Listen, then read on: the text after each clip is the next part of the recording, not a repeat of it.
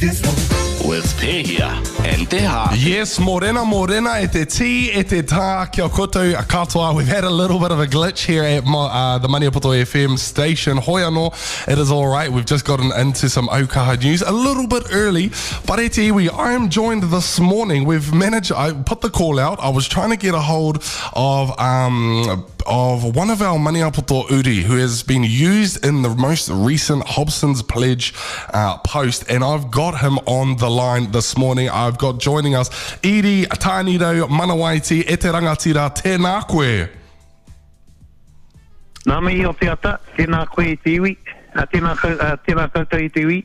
Tēnā koe e te rangatira. Hey, mihi nui ana kia koe I whai wāhi mai nei ki tā tātou hōtaka to really clarify what has been happened. Now, we've seen recently Hobson's Pledge has previously taken photos of kui, ruruhi and our other whanaunga from around the motu without their permission, direct permission, to use their photos for their campaign, which is promoting, voting no to Māori wards. E te rangatira, my question, taku pātai tuatahi kia koe, did you consent to giving Hobson's Pledge your photo? Well, first of all, I just want to say thank you for having me on your show. I've had a number of calls from whānau that have let me know that the radio station we're trying to reach out. Beautiful. And so I appreciate that you've received me, and I think I also need to acknowledge when I rang through and press 1, the music interlude while I was on hold was my mum ringi's song. So I think that's a taonga to start off with. But to answer your question, no, they didn't, and I had 3 members of my whānau, no Hobson's Pledge, didn't have my permission and don't have my permission. I'm not a frequent user of Facebook. It's probably increased during my campaign, so it was actually brought to my attention by my wife, my daughter, my 2 cousins, and a colleague that I have up in Auckland that sent me all the screenshots. So I had 3 people going through the process with Facebook to get it removed in the last 36 hours. Right. So to answer your question, absolutely not. I don't support the kaupapa. And further to that, I think there's 6 or 7 Māori councillors that they are using the images. I've joined with them as a group to have Hobson's Pledge and to hold them to account. So it's not just me. We've all joined together. I just haven't sort of put that out there. I've been dealing with a different type of situation where my reputation has been put into question. But, yeah. No, we've all joined together. Oh, I love because that. It's better to do it together than one individual at a time. Yeah, absolutely. So we're communicating with each other at the moment. I love that because just recently, in the last 25 minutes, Hobson's Pledge has just put up another post, and it's actually one of my hoa who I grew up with in Tokoroa, and is also the former Wellington City Councillor and is the current MP for Wellington Central in the Green Party. That's Tamitha Paul Durbin. So they've currently just in the last 25 minutes put up a post saying that Tamitha Paul doesn't support Māori wards either. So right. Look, I just want to I suppose on behalf of the people and the public I just want to tuku our mihi to all of yous, all of our whanaunga, all of our hoa across Aotearoa who are being subjected to this sort of marketing tactics by Hobson's Pledge. And I can just know, as it did for that kui over in where her photo was used in Kirikiriroa there, and how distressing that was for her and her whānau, because it is exactly what you've said, Tanirau. It's an attack on somebody's integrity, and when people think that this is potentially true or you are aligned, it can be quite detrimental to the integrity of the person. Nō reira, mihi nui ana kia koe e te rangatira for phoning us this morning and clarifying this with our people, which is, I think, is quite pertinent, quite important.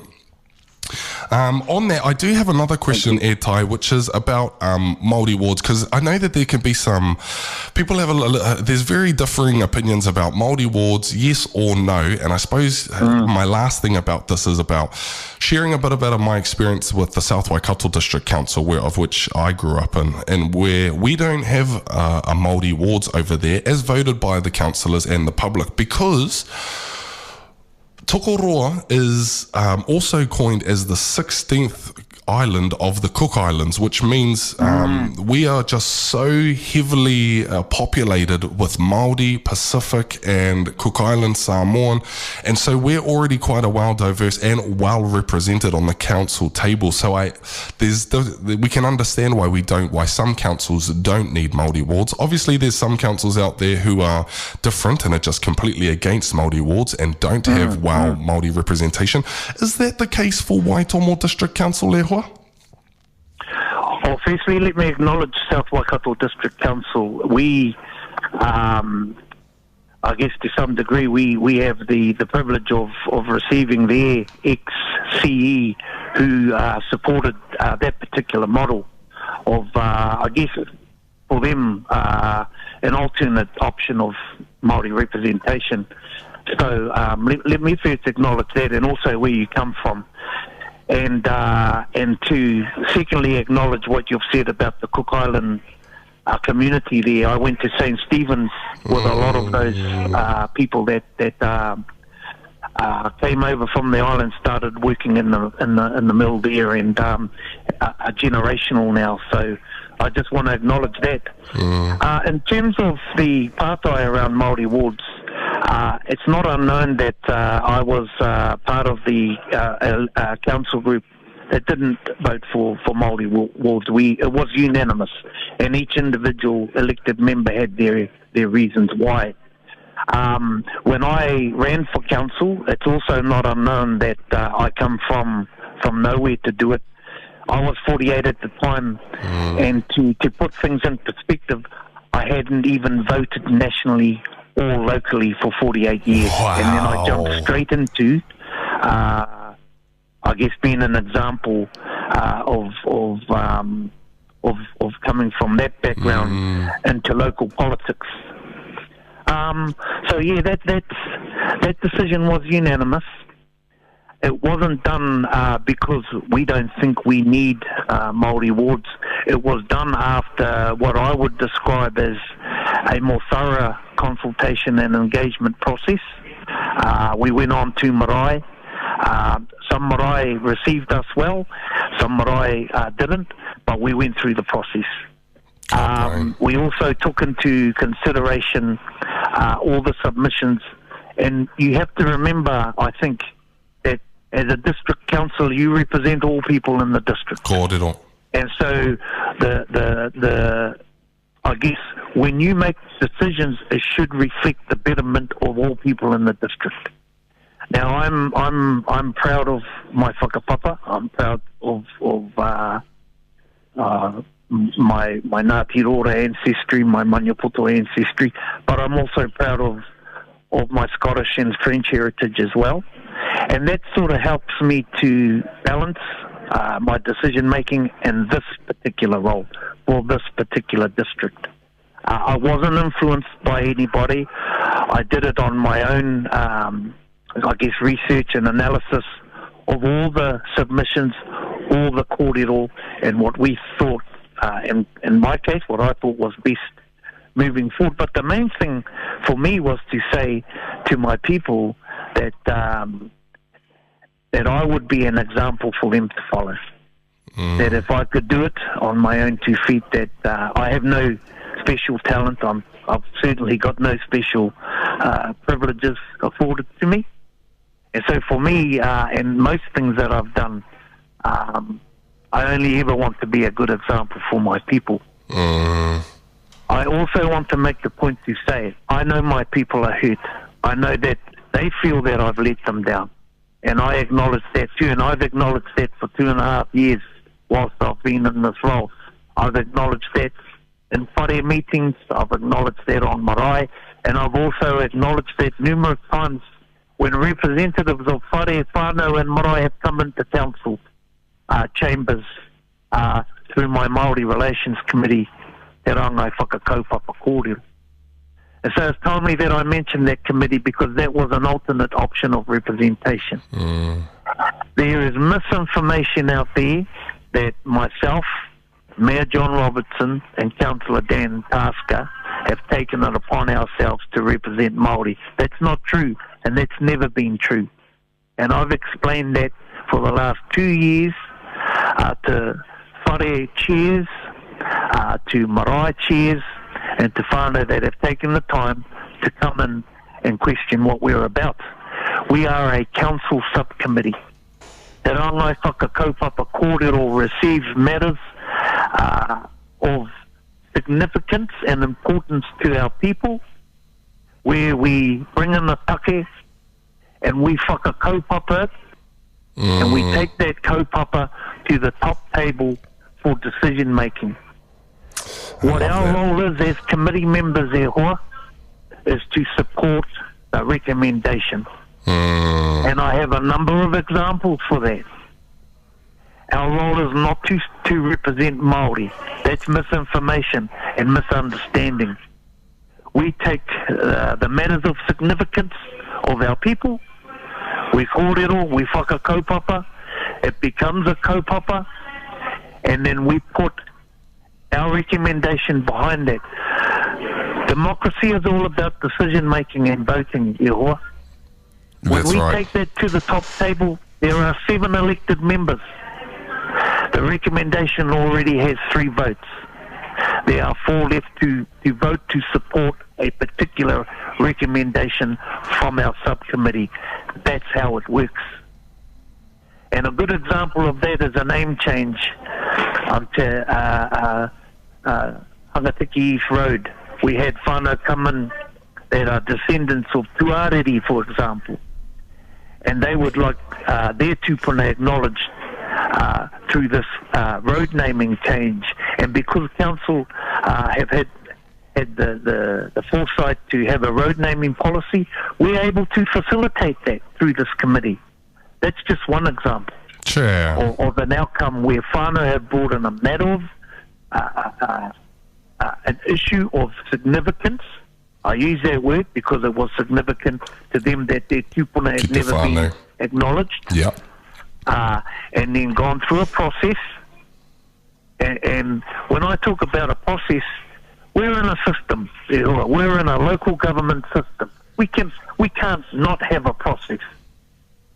But it goes through a process, and that recommendation, which has the weight of myself as chair, the mayor, and a councillor, it's taken to the top table with a unanimous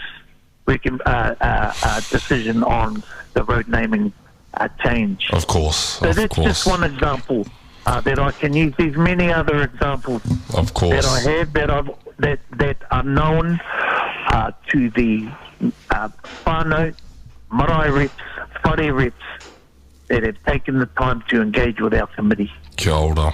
Kia ora, Eddie. So that's the alternate option that we thought might be best for this particular term. For Waitomo. And it's as chair of this committee, I have encouraged our whānau and our whare chair reps to design that model of representation themselves. And I've been challenged back by them to say, oh, well, you tell us what it is. No, it's not for council to decide what that model of representation looks like. Our people should decide it. We're just here to facilitate that. And to support the model that best fits them. It definitely let me tell you something here, just quickly. It's been a struggle for them because they've never known this freedom before. Oh, okay.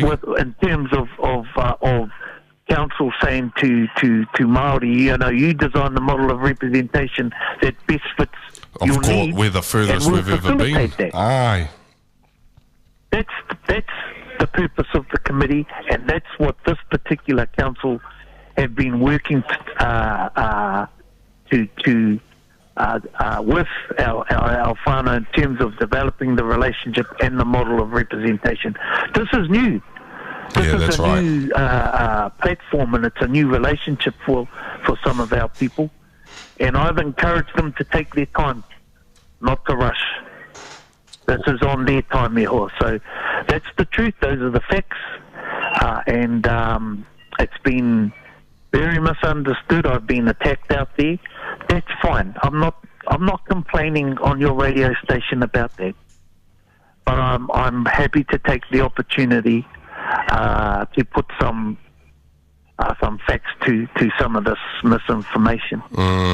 Well, I appreciate that. I appreciate you coming on and finding time to have a kōrero with us and sharing some of those, especially in these times where it's quite controversial. This matter that is Māori words across the country. So to all of our Māori councillors who are in, and I mean when I say Māori councillors, I mean our councillors who are Māori, who are in there fighting the fight without having a Māori ward, without even having a seat dedicated to sharing the voice of Māori.